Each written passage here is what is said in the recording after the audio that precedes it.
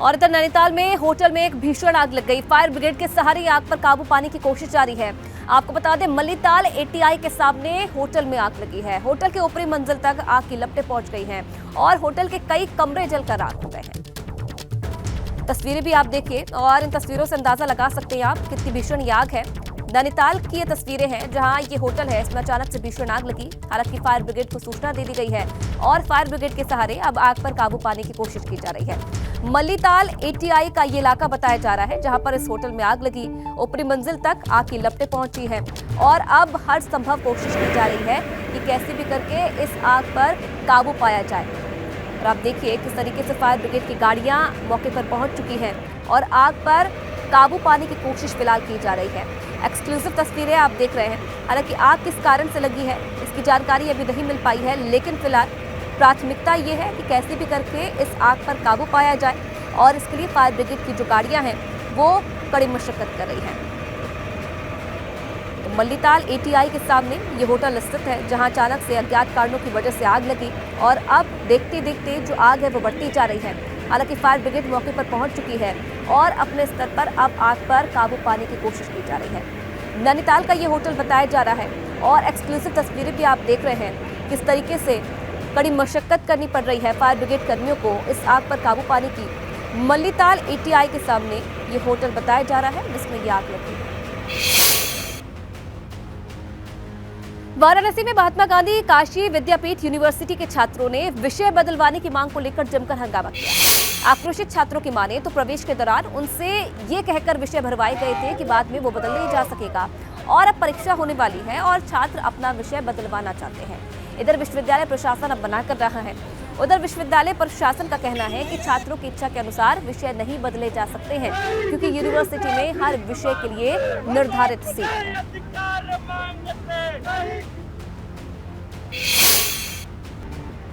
लखीमपुर खीरी के तिकुनिया हिंसा मामले में जिला जेल में बंद आशीष मिश्रा की सुप्रीम कोर्ट में जमानत मिलने के बाद आज रिहाई हो गई है। जेल से रिहाई के दौरान कार में बैठा आशीष मिश्रा तौलिए से मुंह छिपाता हुआ नजर आया। ये तस्वीरें देखिए, जेल से छूटने के बाद किस तरीके से मीडिया के कैमरे से बचता हुआ नजर आया आशीष मिश्रा और तौलिए से अपने मुंह को छिपाता हुआ नजर आया। सुप्रीम कोर्ट से सशर्त जमानत मिलने के बाद आज आशीष मिश्रा जेल से रिहा हो गया है। 3 अक्टूबर को तिकोनिया हिंसा मामले में 8 लोगों की मौत हो गई थी। इस मामले में केंद्रीय गृह राज्य मंत्री के बेटे आशीष मिश्रा को गिरफ्तार कर जेल भेजा गया था। हाई कोर्ट के जमानत के बाद में सुप्रीम कोर्ट ने जमानत खारिज कर दी थी, जिससे पुनः आशीष मिश्रा को जेल जाना पड़ा था। अब सुप्रीम कोर्ट ने फिर से एक बार जमानत दे दी है। आशीष मिश्रा जेल से रिहा हो गए हैं। आशीष मिश्रा जेल के पिछले गेट से होते हुए अपने परिजनों के साथ अपने घर पहुंच गए हैं। आपको बता दें कि आशीष मिश्रा को लगभग 1 सप्ताह के अंदर लखीमपुर भी छोड़ना पड़ेगा। नवीन अवस्थी, एबीपी गंगा, लखीमपुर। यूपी के सीएम योगी आदित्यनाथ आज राजस्थान के दौरे पर थे, जहां उन्होंने जालौर में नीलकंठ महादेव मंदिर के जीर्णोद्धार और मूर्ति प्राण प्रतिष्ठा कार्यक्रम में हिस्सा लिया। इस दौरान सीएम ने कहा कि इस धार्मिक आयोजन में जिस तरह से जाति, मजहब और धर्म के भेदभाव को छोड़कर लोगों की एकता देखने को मिल रही है, इसे सभी को अपने दैनिक जीवन में स्वीकार करना चाहिए। साथ ही उन्होंने कहा कि सनातन धर्म ही भारत का राष्ट्रीय धर्म है। सीएम ने कहा कि अगले साल तक अयोध्या में भव्य राम मंदिर बनकर तैयार हो जाएगा।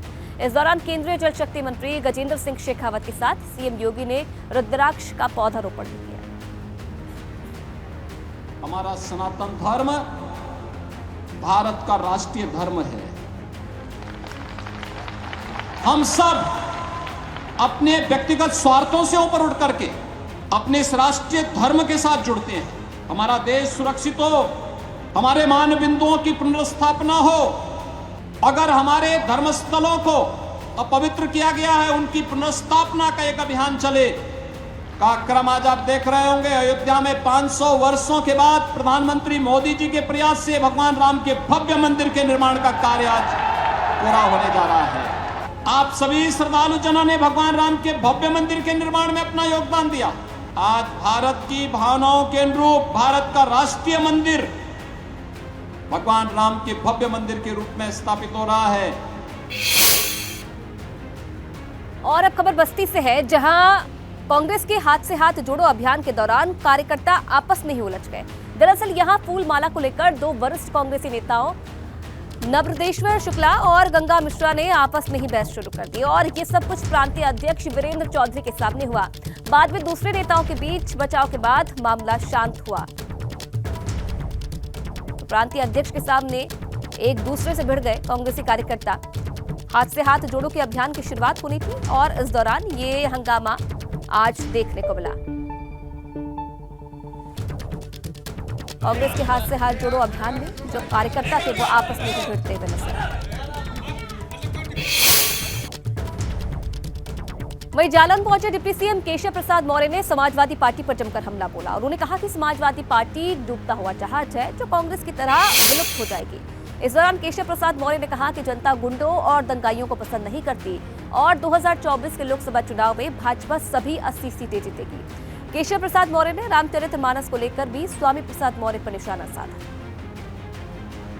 समाजवादी पार्टी तो 400 सीटें विधानसभा में जीत रही थी। उनके कहने में और उनके परिणाम में अंतर होता है। शिक्षक गुर्जन है, बुद्धिजीवी हैं। कोई बुद्धिजीवी समाजवादी पार्टी की गुंडई, समाजवादी पार्टी की अराजकता, समाजवादी पार्टी का दंगा, समाजवादी पार्टी के जमीनों पर कब्जा, ये कोई बर्दाश्त नहीं करता, कोई पसंद नहीं करता। इसलिए समाजवादी पार्टी का मान लीजिए वो डूबता हुआ जहाज है, उसका अंत एकदम जनता ने करने का ठान लिया है। लेकिन 2024 में हम 80 की 80 लोकसभा सीटें जीतेंगे। तब उनको यह भी पता चल जाएगा कि जनता गुंडई को नहीं स्वीकार करती। या तो वो अपना चरित्र और चोला बदल करके 2024 के बाद कुछ दिखाई देंगे तो शायद सदन में रहेंगे, नहीं कांग्रेस की तरह वह भी विलुप्त हो जाएंगे।